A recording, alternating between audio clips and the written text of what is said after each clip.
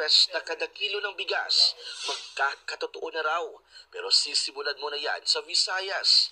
Kasunod ito ng closed-door meeting sa Cebu Provincial Capital kasama si Pangulong Bongbong Marcos, Department of Agriculture at ang mga gobernador sa Visayas. Our President has given the directive to the Department of Agriculture to formulate this to be sustainable and ituloy-tuloy hanggang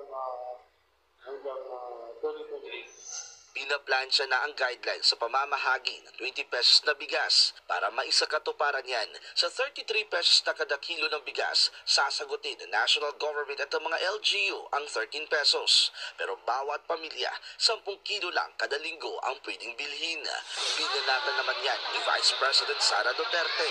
Yan yung 20 pesos per kilo na binibenta, yung pinapakain sa baboy, yung mga hayop ang mga Pilipino. Duda rin ng bise, tila may bahid politika ang pangakong ito dahil sa nalalapit na eleksyon. Magdududa ka dahil bakit Visayas lang? Hindi ba nagugutom yung mga tiga Mindanao? Hindi ba nagugutom yung mga tiga Luzon?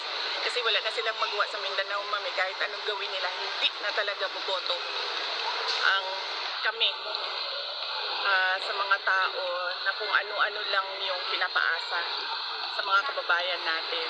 Promise na naman yan sa mga tao na alam mong para lang sa eleksyon at para lang sa kanilang mga senators, para manalo yung kanilang alyansa kuno. Pinabulaan na naman ng mga gobernador na dumalo sa closed-door meeting na may halong politika ang programa. It's always good when a promise is fulfilled.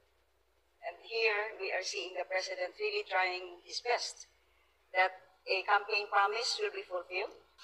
Ayon naman sa COMELEC, wala namang problema ang programa. Pero